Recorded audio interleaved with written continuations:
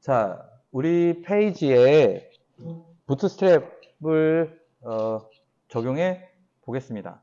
그러니까 부트스트랩은 주소가 보시는 것처럼 getbootstrap.com입니다.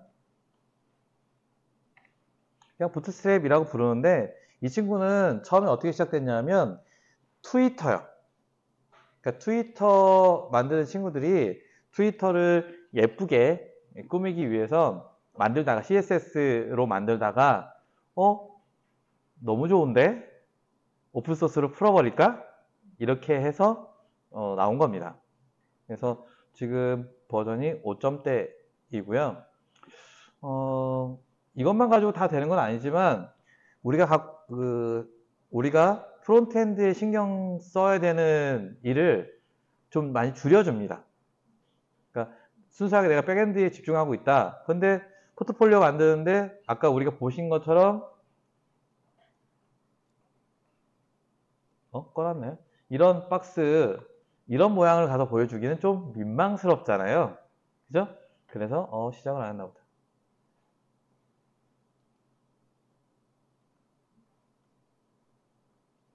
그래서 최소한의 모양새를 좀 갖추기 위해서, 그리고 제가 이걸 설명하는 거는 우리가 프로젝트를 할 때 보여지는 부분을, 그러니까 우리가 부트스트랩을 안 쓰시더라도요, 프로젝트를 다 진행해 놓고 지금 우리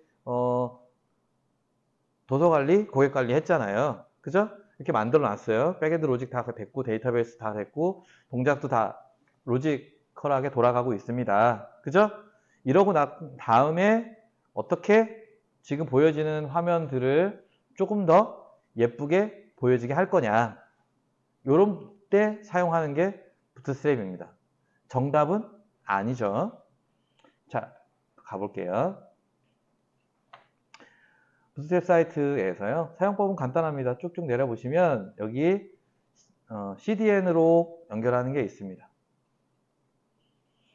CDN이 뭔지 아나요? 컨텐츠 딜리버리 네트워크 이렇습니다. 그래서 쉽게 설명드리면 이 주소요. 지금 우리가 주소를 하나 이렇게 갖고 올 건데 예를 들어서 넷플릭스요. 뭐 넷플릭스.com 하면 이 친구가 지금 어디 있겠어요? 미국의 어느 주에 서버가 있겠죠. 그러면 생각해 보세요. 뭐 캘리포니아에 있다. 그러면 캘리포니아에 거주한 사람이 넷플릭스.com 엔더빵 치면 금방 가겠죠. 근데 한국에 있는 사람이 넷플릭스.com 이렇게 빵 치면 쭉쭉쭉 가서 해저 터널 지나서 막 가서 캘리포니아까지 가야 될 거 아니에요. 태평양을 건너서. 그죠? 그러니까 뭐 평소에 나 느리다는 생각 안 했는데 그래도 캘리포니아에 있는 사람보다 늦겠죠. 만약에 한국에 있는 모든 사람이 갑자기 넷플릭스에 접속을 해요. 그러면 해저 터널에도 용량이 한계가 있을 테니까 병목이 생기겠죠? 이렇게 지리적으로 떨어져 있는 사람들이 특정 컨텐츠에 접근할 때 어떻게 하면 효율적으로 접근하게 할 수 있을까? 라고 해서 쓰는 게 CDN입니다. 무슨 얘기냐? 캘리포니아에 있는 서버에 있는 동영상을 한국 사람들을 위해서 미리 부산에다가 복사를 해 놓는 겁니다. 그러니까 대전 사람들이네? 그럼 대전에도 복사해 놓는 겁니다. 이렇게 복사를 해서 지리적으로 가까운 서버에 있는 컨텐츠를 받아올 수 있도록, 그래서 병목이라든지 지연 현상이라든지 이런 것들을 막아주는 게 CDN입니다. 그런데 CDN 이전에는 미러링이라는 기술이 있었어요. 그러니까 미러링은 뭐냐면 똑같이 복사를 하는 건데요. 복사를 하는 건데 미러링은 넷플릭스.com 해서 가져오는 게 아니라요. 대전에 있는 서버는 대전 넷플릭스.com 이렇게 주소가 달라요. 그러니까 가끔 뭐 톰캣이나 이런 거 다운받을 때 나오거든요. 이건 톰캣을 다운받으신 적이 없으니까 잘 모를 텐데 보시면 이 친구 이렇게 톰캣 들어가서 다운로드를 받으려고 하면요. 여기 미러즈 이렇게 써 있잖아요. 그죠? 그래서 이 복사를 똑같이 하는데 예전 기술인 미러링은 그 파일이 있는 주소가 다른 거죠. 그러니까 대전 사람도 넷플릭스닷컴 하면 캘리포니아로 날아가는 거고 대전 넷플릭스 하면 대전의 걸 받는 거고요. 그러니까 어떻게 알아야 돼요? 사용자가 나한테 가까운 곳의 주소를 알아야 되는 거예요. 그래서 옛날 사이트에는 미러링 주소가 쫙 떠 있어요. 그래서 자기가 찾는 거죠. 아, 한국은 없네. 그러면 일본이 가깝겠지? 이런 식으로 하는 거예요. 그에 반해서 진화된 게 CDN이에요. CDN은 우리가 그냥 넷플릭스닷컴 쳐도 아래쪽의 네트워크에서 찾는 거죠. 대전 사람이 지금 넷플릭스에서 동영상을 시청하려고 하네? 그러면 넷플릭스 이 콘텐츠가 이 사람한테 제일 가까운데 어디 있는가를 네트워크에서 알아서 찾아주는 거예요. 아까랑 다르게 주소가 하나인 거죠. 같은 주소를 이용해도 네트워크 서비스가 알아서 찾아주는 겁니다. 이해하시겠죠? 오케이. 그래서 이거 왜 이렇게 설명하냐면 CDN으로 연결된 것들이나 이용하셔야 되는 게 되게 많아요. 근데 CDN이 뭔지도 모르고 쓰면 불편함이 있겠죠. 그 차이점이 있어요. 뭐냐 하면 얘들을 우리가 CDN 방식으로도 쓰는데요. 다운로드 방식도 있어요. 그러니까 얘는 복사해서 그냥 우리가 페이지에 넣으면 끝이거든요. 근데 다운로드 방식은 이 친구를 다운로드 받아서 내 프로젝트에 집어넣어서 내 서버에서 돌리는 거예요. 그럼 이거 왜 필요하냐? 여러분들이 이제 일하시다 보면 공공기관들 중에 그런 게 있어요. 네트워크가 아예 끊겨 있는 게 있어요. 그러니까 인터넷 연결이 안 돼요. 뭐 그런 데는 들어가면 우리 그 폼.xml에 디펜던시 이런 거 걸어봐야 아무것도 안 됩니다. 그러니까 일일이 다 다운받아 가야 되고 이런 것들이 있는데 그런 데서 CDN이 동작하지 않는다는 거예요. 그럴 때는 다운로드 방식으로 제공해 줄 수밖에 없다라는 겁니다.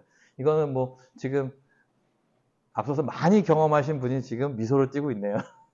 너무 잘 아는 영역인가? 가봅시다. 그래서 여기를 이렇게 카피 하셔서 list.jsp에 헤드 태그에다 때려 넣어야 되겠죠? 타이틀 밑에다가 이렇게 넣겠습니다.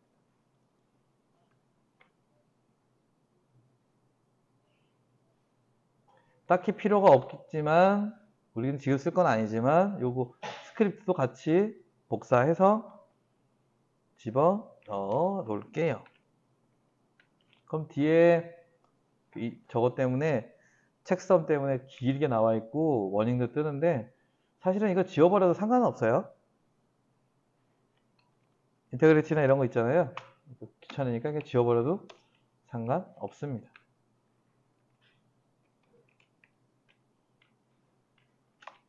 이렇게 하셔도 상관이 없습니다.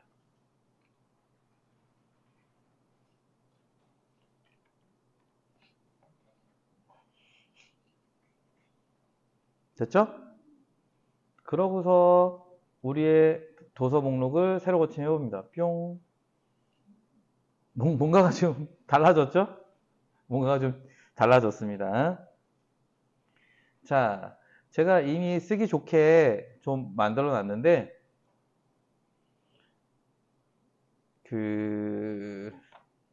다시 부트스트랩으로 가서요. 여기 검색을 할 때 자, 테이블 태그가 있잖아요. 그죠? 테이블을 조금 이쁘게 보여주려고 해요. 그럼 테이블 이렇게 검색을 하시면 오버뷰가 뜹니다. 그래서 모양이 좀 안 예뻐요. 쭉쭉 내리면 저는 개인적으로 어디 갔냐 다크를 좋아하는데 요 모양을 제일 좋아해요. 그래서 보시면 얘를 하려면 클래스를 지정하는 겁니다. 테이블에 클래스 테이블 주고 T헤드에 테이블 다크 이렇게 두 가지를 주면 이런 모양이 나오는 거예요. 위에처럼. 그래서 같이 한번 해볼게요. 일단 기본적으로 바디 바로 밑에 있는 div 있죠? 여기다가 클래스를 줍니다. 얘는 컨테이너라는 녀석을 줍니다. 그러고서 가서 세로 고침을 해보시면 또 이렇게 모양이 잡힙니다. 딱 붙어있던 게 중간에 떨어져 나갑니다. 그리고 아까 테이블에 주신 것처럼 클래스를 주는데 테이블이라고 주고요. phead에 클래스를 주는데 테이블 다크 이렇게 줍니다.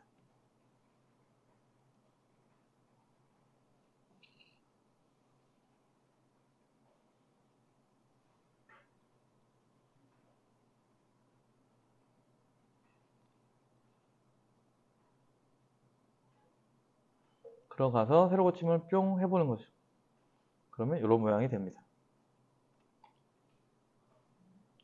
근데 개인적으로는 좀 이게 뚱띵해서 그 디폴트 사이즈는 제가 좋아하진 않아요.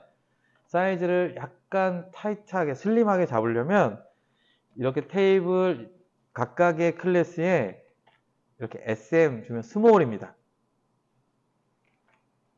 그래서 테이블 SM 이렇게 주면 이렇게 좀 날씬해집니다.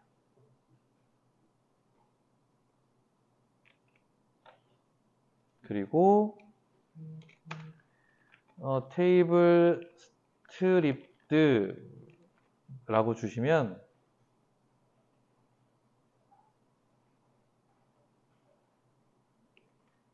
이 밋밋한 부분이 이렇게 돼요. 그래서 좀 시각적으로 구분이 돼서 홀짝이 구분이 돼서 보기가 좀 좋습니다.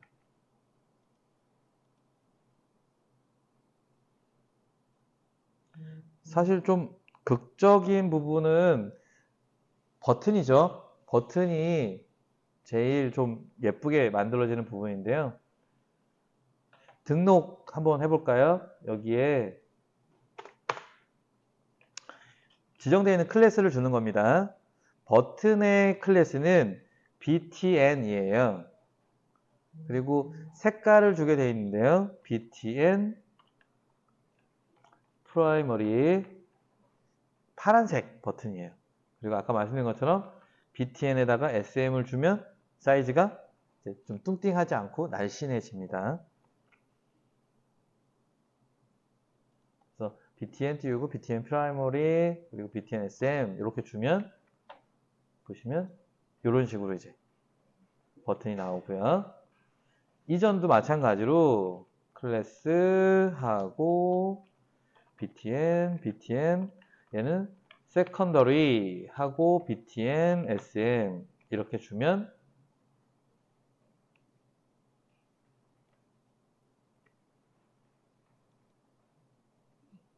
야, 너 왜 이래? 아저씨, 뭐야, 뭐지? 아, 이가 빠졌네요.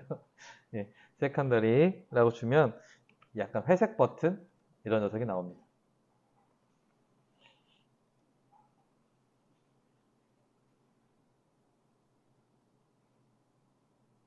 원래 그리드 시스템을 설명을 드려야 되는데요. 그리드는 내일 설명드리고 진행을 할게요. 그리고 삭제랑 변경 버튼이 있잖아요. 그죠? 이 친구도 마찬가지로 클래스를 지정하면 됩니다. btn 삭제는 빨간색이 베인저예요.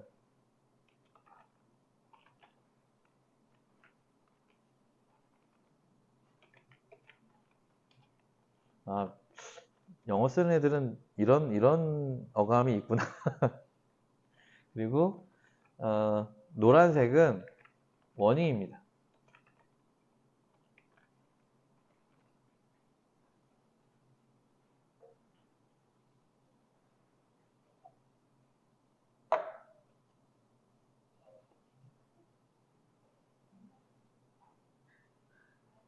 이렇게 해서 주시면 이렇게 나옵니다. 그럼 좀 화면이 예뻐졌습니다.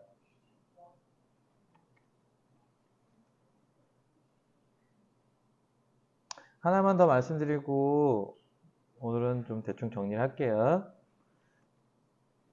얘들 둘이 이렇게 딱 달라붙어 있잖아요. 그죠? 얘를 좀 띄워주고 싶어요. 그러면 뭐 밑에다 줘도 되고요. 위에다 줘도 됩니다. 밑에다가 줄게요. MT 뭐 E 이렇게 줍니다.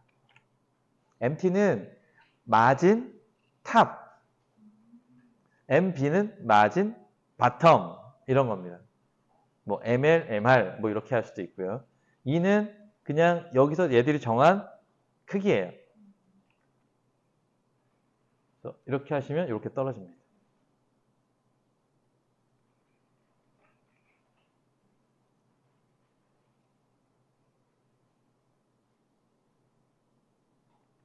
그래서 지금 이제 말씀드리려고 하는 게 우리가 프로젝트 아까 말씀드렸듯이 백엔드 코드 다 해서 로직 테스트 다 하고 이제 문제가 없다.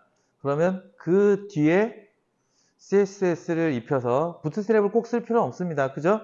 부트스트랩 안 쓰고 그냥 내가 CSS를 작업을 하면 되는데 지금 우리가 한 것처럼 기존에 작업했던 것들에 대해서 아무런 영향을 주지 않고 모양을 바로잡을 수가 있다는 겁니다. 그러니까 만약에 우리 팀에 CSS나 프론트엔드 감각이 좀 있는 친구가 있어서 그 친구가 프론트엔드를 하기로 했다. 그러면 그 친구한테 이런 부분들을 맡기면 되는 거죠. 그 팀원이 이런 작업을 하고 다른 팀원은 백엔드 작업을 하면 되는 겁니다. 아무 상관이 없어요.